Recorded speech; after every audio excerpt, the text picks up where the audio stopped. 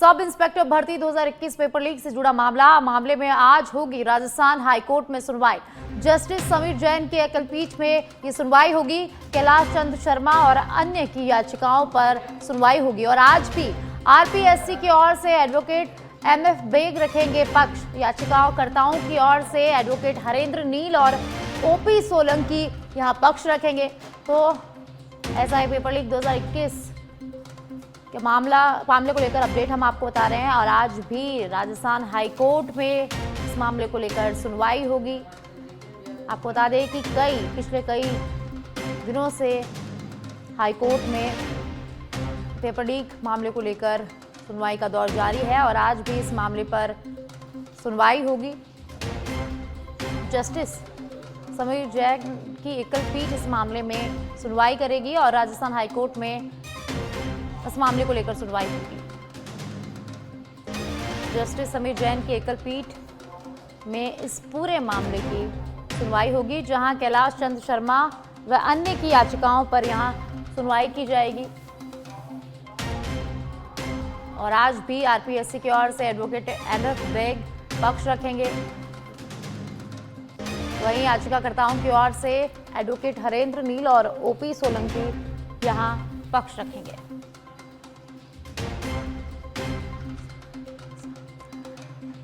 तो इस खबर पर ज्यादा जानकारी के लिए एसोसिएट एडिटर निजाम हमारे साथ जुड़ गए हैं, जानकारी उनसे लेते हैं। आज भी राजस्थान हाईकोर्ट में एसआई भर्ती पेपर लीक मामले में सुनवाई होगी, क्या कुछ रहने वाला है? बिल्कुल, देखिए कि पिछले 8 माह से राजस्थान हाईकोर्ट जो है इस एसआई भर्ती मामले की सुनवाई कर रहा है और पिछले 2 सप्ताह से लगातार मैराथन सुनवाई कह सकते हैं कि वो लगातार सुनवाई कर रहा है। इसके साथ ही आरपीएससी की तरफ से लगातार पिछले 2 सुनवाई में भी जवाब पेश किया जा रहा था। एमएफ बेग जो है जवाब पेश किया जा रहा है। इसके साथ ही देखिए कि इस मामले में रिकॉर्ड जो मंगवाया गया था कोर्ट में, जो पुलिस एसओजी से जो जांच कर रही है उससे जो रिकॉर्ड मंगाया था वो वापस कर दिया है और जब समय आने पर जरूरत पड़ने पर वापस मंगाने की बात कही है। लेकिन फिलहाल इस पूरे मामले में 3 दिन कैमरा ट्रायल यानी कि जब सारे केवल वकील और जज ही मौजूद रहते हैं और तीसरा कोई पक्ष वहां मौजूद नहीं रहता है, बंद अदालत में या कह सकते हैं कि कैमरा ट्रायल की गई।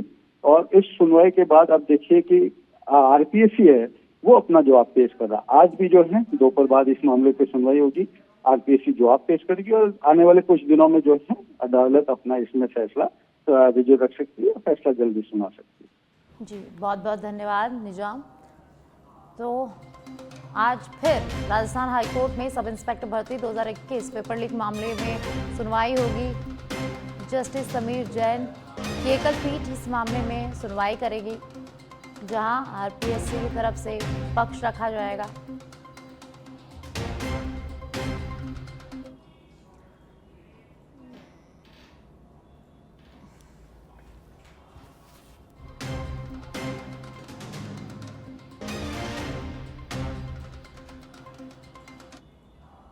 बीकानेर के श्री डूंगरगढ़ से बड़ी खबर। बीकानेर जयपुर रोड पर भीषण सड़क हादसा हो गया। 2 कारों में आमने सामने भिड़ंत हो गई और इस हादसे में 5 लोगों की दर्दनाक मौत हो गई और 4 लोग इसमें घायल हो गए हैं। सीओ निकेत पारिक सहित पुलिस की टीम मौके पर पहुंची है और घायलों का इलाज अस्पताल में जारी है। तो बीकानेर के श्री डूंगरगढ़ से बड़ी खबर है, जहां 2 कारों में आमने सामने की भिड़ंत हो गई, जिससे भीषण सड़क हादसा हो गया और इस हादसे में 5 लोगों की दर्दनाक मौत हो गई। वहीं 4 लोग इसमें गंभीर रूप से घायल हुए हैं। घायलों को अस्पताल में भर्ती कराया गया है, जहां उनका इलाज जारी है और पुलिस भी मौके पर पहुंची और जांच शुरू कर दी। तो श्री डूंगरगढ़ से बड़ी खबर, जहां बीकानेर जयपुर रोड पर भीषण सड़क हादसा हो गया। 2 कारों में आमने सामने की यहाँ टक्कर हो गई और ये हादसा इतना भीषण था कि इस हादसे में मौके पर ही 5 लोगों की दर्दनाक मौत हो गई। वहीं 4 लोग इसमें गंभीर रूप से घायल हो गए, जिन्हें अस्पताल में भर्ती कराया गया है। उनका इलाज जारी है। पुलिस मौके पर पहुंच चुकी है। पुलिस ने घटनास्थल का जायजा लिया। पुलिस जांच कर रही है।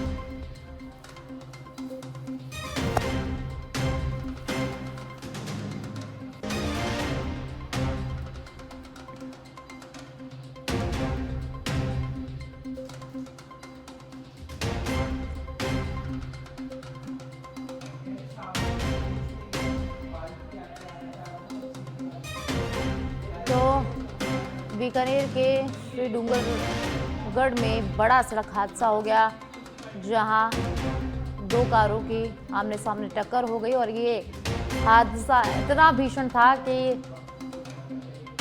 इस हादसे में 5 लोगों की मौके पर ही मौत हो गई। 4 लोग इसमें गंभीर रूप से घायल हो गए। घायलों को अस्पताल में भर्ती कराया गया है, जहां उनका इलाज जारी है।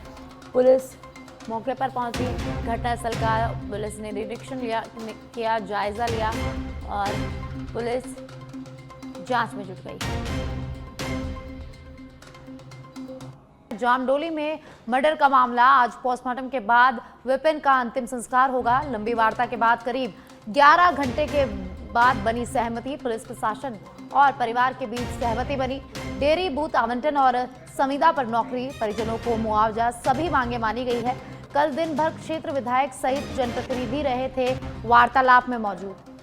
तो जामडोली मर्डर मामले में प्रशासन और परिवार के बीच सहमति बन गई है। आपको बता दें कि आज विपिन का अंतिम संस्कार किया जाएगा। आज पोस्टमार्टम के बाद विपिन का अंतिम संस्कार किया जाएगा।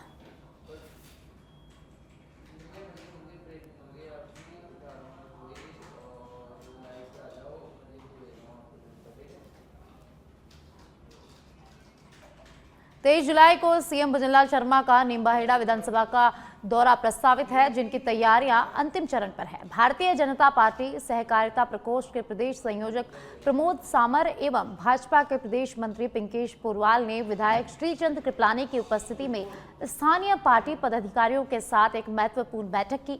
मुख्यमंत्री भजनलाल शर्मा के इस दौरे में निम्बाहेड़ा विधानसभा क्षेत्र को बड़ी सौगातें देने जा रहे हैं। वह यहाँ करीब 700 करोड़ रुपए से अधिक की लागत से जुड़े 100 से अधिक विकास कार्यों का लोकार्पण और शिलान्यास करेंगे।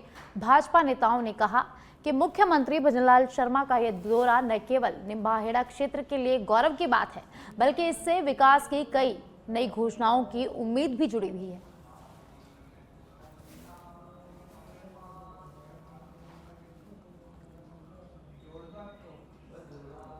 अलवर के खेड़ली से खबर है, जहां राजकीय Mahatma Gandhi English medium school की हालत बदहाल है। 2 कमरों की कक्षा में 1 से 8वीं तक के बच्चे पढ़ने को यहां मजबूर है। स्कूल में प्लेग्राउंड, शौचालय, पीने के पानी के लिए बच्चे यहां मोहताज हैं। जनप्रतिनिधियों के तहत मॉनिटरिंग नहीं किए जाने से हालत यहां बदतर है।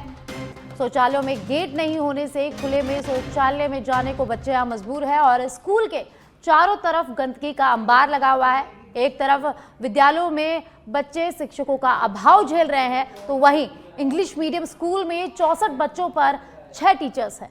सुविधाओं के अभाव में एडमिशन कराने से अभिभावक यहां कतरा रहे हैं। तो सवाल तो बनता है कि क्या ऐसे शिक्षा के क्षेत्र में बढ़ेगा और पढ़ेगा राजस्थान? तो अलवर के खेड़ली में राजकीय Mahatma Gandhi English medium school की हालत बदहाल है। बच्चों को शिक्षकों के अभाव यहाँ झेलने को पड़ता है। स्कूल के चारों तरफ गंदगी है।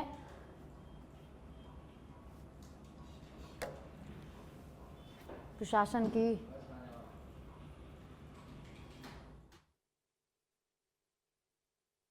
स्कूल के चारों तरफ गंदगी है। शौचालयों में पानी की सुविधा है, लेकिन बाहर से आता है पानी भी, स्कूल में पानी नहीं है। पानी नहीं है। अब बेटा आपने तो अभी पंखे लगे कितने दिन हुए, जबकि आप गर्मी में बैठते थे? हाँ। कितने दिन से पंखे चालू हुए हैं? अभी 10 दिन ही हुए हैं, ज्यादा दिन नहीं हुए। नहीं, पूरी जुलाई आप गर्मी में ही बैठे थे। हाँ। कौन सी क्लास में पढ़ते हैं बेटा? 8th में। 8th क्लास में पढ़ते हैं। क्या नाम है बेटा आपका? कनिका सेन। कनिका सेन। तो यहाँ बदहाल हालत है, आप मानते हैं? हाँ। आप भी चांद पर जाना चाहती हैं? यस। अगर सुविधा मिले तो? हाँ। जैसे पढ़ते होंगे ना, आपकी चांद पर कौन गया, अंतरिक्ष पर कौन लड़की गई, तो आपकी भी इच्छा होती होगी, लेकिन क्यों नहीं जा पा रहे आप चांद पर? क्योंकि हमारे पाली के सुमेरपुर उपखंड क्षेत्र के बलाना गांव की गोचर भूमि को तखतगढ़ नगर पालिका को डंपिंग यार्ड के लिए आवंटित किए जाने का मामला तूल पकड़ता जा रहा है। इस भूमि के उपयोग को लेकर ग्रामवासियों और प्रशासन के बीच टकराव की स्थिति बनती नजर आ रही है। ग्राम पंचायत बलाना के प्रशासक शंभूराम मीना समेत दर्जनों ग्रामीणों ने जिला कलेक्टर, कैबिनेट मंत्री जोराराम कुमावत और एसडीएम को ज्ञापन सौंपते हुए इस भूमि के आवंटन पर आपत्ति जताई है। ग्रामीणों ने साफ तौर पर कहा कि गोचर भूमि पशुओं के चारे के लिए आरक्षित है और इसे डंपिंग यार्ड के लिए देना अनुचित है। ग्रामीणों ने चेतावनी दी कि यदि प्रशासन ने उनकी मांगे नहीं मानी तो वे उपखंड कार्यालय का घेराव कर उग्र आंदोलन करेंगे।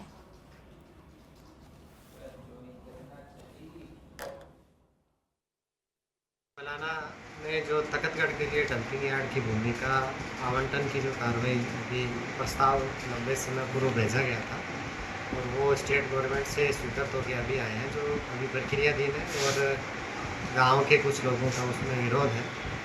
तो उसको लेकर के हमने समस्त स्थिति से माननीय कलेक्टर साहब को अवगत कराया है। तो उसमें जो भी आगे वहाँ से आदेश प्राप्त होंगे उसके मुताबिक कार्रवाई की जाएगी। ग्रामीण कह रहे हैं कि हमारी ज़मीन जो गोचर भूमि की है वो ग्राम पंचायत के बिना पूछे नहीं दे सकते, तो क्या आवंटन हो सकती है क्या? ये आवंटन राज्य सरकार के स्तर से हो सकती है और गोचर की भूमि, उनका कहना है कि गोचर की भूमि हमारी कम की जा रही है, तो ऐसा कुछ भी नहीं है। गोचर की भूमि 1 इंच भी कम नहीं की जा सकती। अगर गोचर की भूमि सार्वजनिक परियोजना आवंटन होती है तो उसके स्थान पे अन्य भूमि जो 1 नंबर खाते की राजस्व विभाग की भूमि है उसके बदले में हमारी मांग है कि हमारी गोचर भूमि डंपिंग यार्ड के लिए नगर पालिका शहरी क्षेत्र को नहीं की जाए। हमारा गांव ग्रामीण क्षेत्र में है, वो नगर पालिका का परिधि क्षेत्र नहीं है और हमारी गोचर भूमि हमारे गायों के हिसाब से यहाँ पशुधन संख्या जो है उसके अनुपात में वैसे भी कम है। इसलिए पूरे गांव का विरोध है कि इसमें किसी तरह से डंपिंग यार्ड के लिए अलॉटमेंट नहीं हुई, क्योंकि तकतगढ़ की राजस्व सीमा में पहले से सरकारी भूमि करीबन 350 बीघा से ज़्यादा है, जिस पे लोगों के अतिक्रमण है। तो मांग बिल्कुल कलेक्टर साहब ने उसको समस्या को अच्छे से जाना, उसके बाद में जो कलेक्टर साहब ने ज़मीन भी अलॉट की है बलाना गोचर में, उसकी क्षतिपूर्ति के लिए भी ज़मीन उनको जो है गोचर भूमि के लिए वो भी दे दी गई है।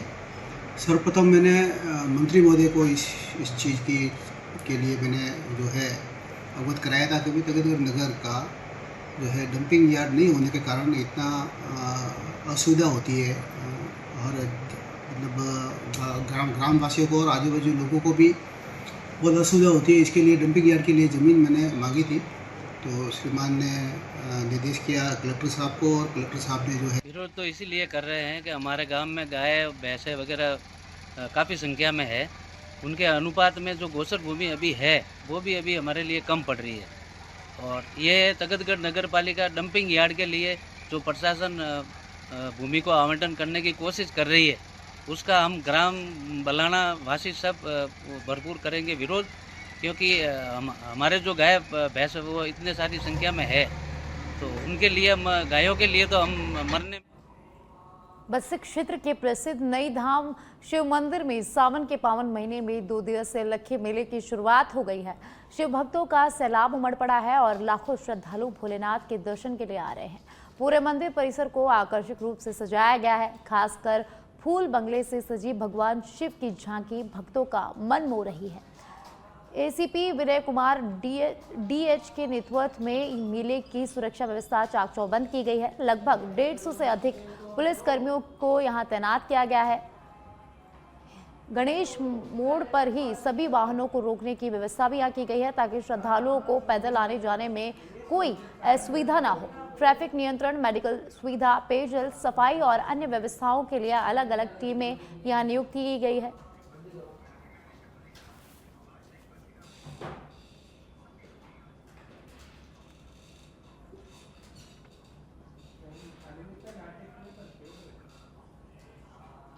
छत्तीसगढ़ के राजनांदगांव के 1 दिवसीय दौरे पर पहुंचे विधानसभा अध्यक्ष और पूर्व मुख्यमंत्री डॉक्टर रमन सिंह ने शहर का दौरा किया। कावड़ यात्रा में शिव भक्तों का उन्होंने स्वागत किया। श्री राम रसोई केंद्र का उद्घाटन भी उन्होंने किया, जहां अब केवल 20 रुपए में भरपेट भोजन की व्यवस्था की गई है। आपको बता दें कि राजनांदगांव में श्री राधा कृष्ण मंदिर और बालाजी भवन समिति द्वारा संचालित श्री राम रसोई केंद्र सस्ते और सम्मानजनक भोजन की दिशा में एक अहम पहल की है।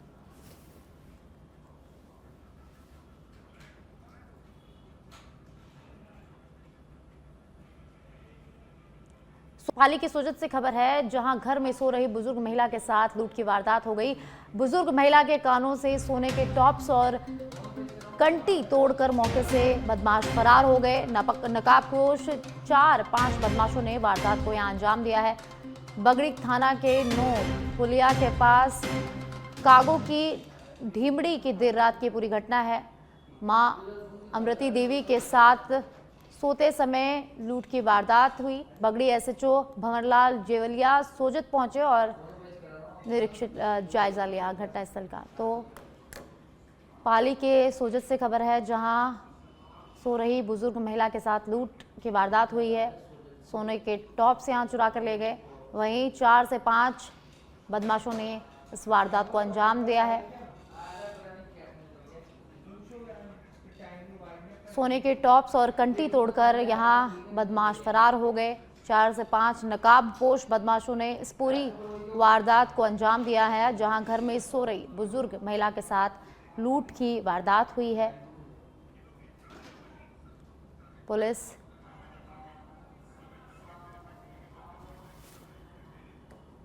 और इस खबर पर ज्यादा जानकारी के लिए सोजत से मेरे संवाददाता मीठालाल मेरे साथ जुड़ गए हैं। जानकारी उनसे लेते हैं।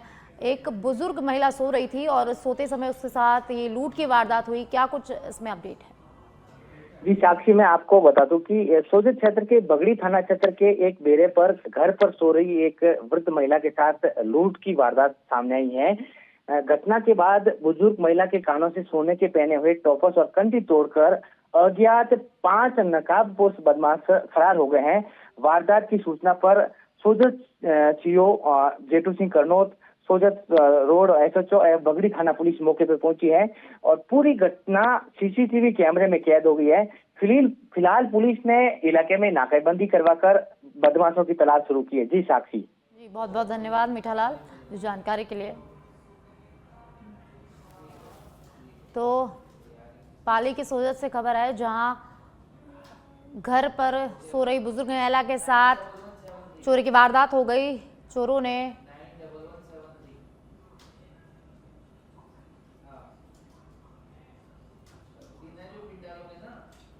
वहीं टॉक से बड़ी खबर सामने आ रही है, जहां आज नहीं खुलेंगे बिसलपुर बांध के गेट। पानी के आवक में कमी के चलते किया गया स्थगित। पूर्ण भराव क्षमता पर नहीं पहुंचा बांध। 315.32 आरएल मीटर पहुंचा बांध का जलस्तर। पूर्ण भराव 315.50 आरएल मीटर होने के बाद ये गेट खुलेंगे। सभी तैयारियों को फिलहाल स्थगित किया गया है। तो टॉक से इस वक्त की बड़ी खबर, बिसलपुर बांध के गेट आज नहीं खुलेंगे। पूर्ण भराव क्षमता 315.50 आरएल लीटर है इसकी, और अभी तक पूर्ण भराव क्षमता तक नहीं पहुंचा है बांध। तो इसी को लेकर गेट खुलने की स्थगित कर दिया गया है और सभी तैयारियों को फिलहाल स्थगित कर दिया गया है। आपको बता दें कि आज बिसलपुर बांध के गेट खोले जाने थे, लेकिन पानी की आवक में कमी के चलते इसको स्थगित कर दिया गया है। पूर्ण भराव क्षमता तक अभी तक बांध नहीं पहुंचा है।